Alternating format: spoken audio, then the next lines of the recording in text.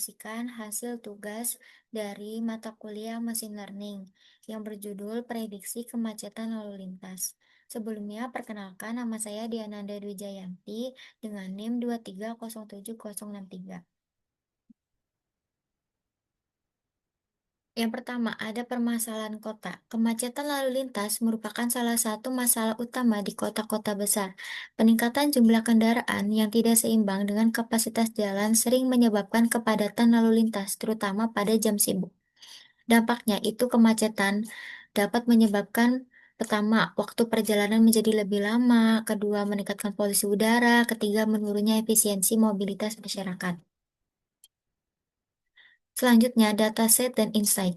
Dataset yang digunakan itu lalu lintas yang berisi beberapa variabel penting, yaitu waktu dan jam, hari, kondisi cuaca, keempat, volume kendaraan. Data tersebut kemudian dianalisis untuk menemukan pola kemacetan. Selanjutnya ada insight. Kemacetan sering terjadi pada jam sibuk rush hour seperti pagi dan sore hari. Yang kedua, kondisi cuaca tertentu juga dapat mempengaruhi volume kendaraan. Yang ketiga, pola lalu lintas memiliki hubungan dengan waktu tertentu dalam sehari. Insight ini digunakan sebagai dasar dalam membangun model prediksi. Selanjutnya, perbandingan model. Namun yang pertama itu metode. Metode yang digunakan adalah machine learning dengan pendekatan supervised learning. Pada metode ini, model dilatih menggunakan data historis yang sudah memiliki nilai target, yaitu volume lalu lintas. Model kemudian mempelajari pola hubungan antara waktu, kondisi cuaca, dan jumlah kendaraan, sehingga dapat digunakan untuk memprediksi kepadatan lalu lintas di waktu berikutnya. Model yang terbaik yaitu Random Forest. Yang pertama, tingkat akurasinya tinggi. Model Random Forest itu berhasil mencapai nilai R2 sebesar 0,96 yang menunjukkan kemampuan menjelaskan 96% variasi pola kemacetan lalu lintas secara akurat. Kedua, efisiensi prediksi. Nilai-nilai rata error MAE rendah pada kisaran 235,12 menggambarkan bahwa prediksi model sangat dekat dengan data aktual. Yang ketiga, fiturnya unggulan. Penerapan fitur khusus rush hour dan lag traffic volume meningkatkan performa model secara signifikan. Model dasar regresi linear yang pertama yaitu akurasi yang rendah.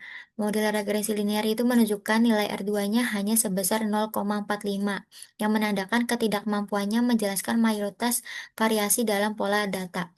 Yang kedua, error prediksi tingkat. MAE yang dihasilkan mencapai 1540,21, yang mengindikasikan kesalahan signifikan dalam memprediksi volume lalu lintas. Yang ketiga, keterbatasan sederhana tidak mampu memanfaatkan fitur kompleks atau pola tertentu dari data berpengaruh pada hasil yang kurang optimal. KNN dan pohon keputusan. Yang pertama itu kinerja rata-ratanya model KNN dan decision tree itu masing-masing menghasilkan nilai R2 sebesar 0,82 dan 0,89 yang memberikan hasil yang lebih baik daripada regresi linear namun masih di bawah random forest.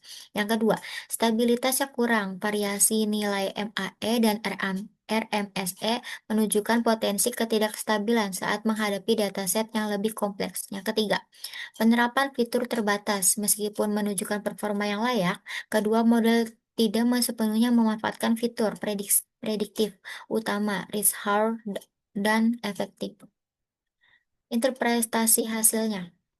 Hasil evaluasinya menggunakan random forest yang menunjukkan tingkat akurasi yang sangat tinggi dengan MAE hanya sekitar 200 hingga 300 kendaraan per jamnya.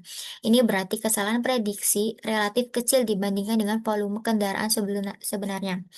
Tingkat kesalahan yang rendah ini mencerminkan kendalaan model dalam mendeteksi pola kemacetan, terutama pada jam sibuk seperti pagi dan sore hari. Akurasi ini membantu pengelolaan lalu lintas, memanfaatkan prediksi secara efektif, dan mengurangi beban jalan dan meningkatkan efisiensi mobilitas masyarakat. Rekomendasi kebijakannya yaitu dapat mengusulkan jam kerja fleksibel, di mana berdasarkan analisisnya data lalu lintas jam kerja fleksibel dapat membantu konsentrasi kendaraan di jam sibuk. Kebijakan ini kemungkinan menyebarkan volume kendaraan dengan lebih merata sepanjang harinya. Yang kedua, mendukung kerja jarak jauh atau daring, mendorong penggunaan sistem kerja jarak jauh atau hibrid, terutama bagi sektor pekerjaan tertentu, dapat mengurangi kebutuhan perjalanan di jam sibuk sehingga tekanan lalu lintasnya berkurang. Ketiga, insentif perjalanan di jam non-sibuk itu memberikan potongan harga atau keuntungan lain bagi pengguna fasilitas transportasi umum pada jam non-sibuk untuk memperbaiki distribusi volume kendaraan.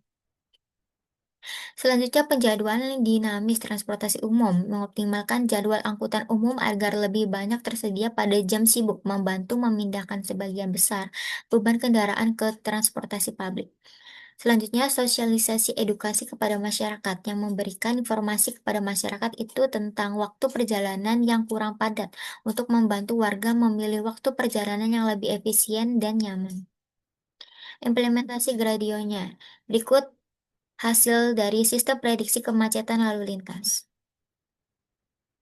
Ya, implementasi dari data gradio tersebut memanfaatkan antarmuka interaktif, yang dimana gradio digunakan untuk memberikan antarmuka yang lebih interaktif yang mudah bagi pengguna dalam menghadapi kompleksitas prediksi lalu lintas. Selanjutnya, analisis prediksi berbasis real-time. Integrasi data ini melalui platform Gradio memanfaatkan penelitian dan pengambilan kebijakan dapat memonitoring kondisi lalu secara real-time untuk respon yang lebih cepat.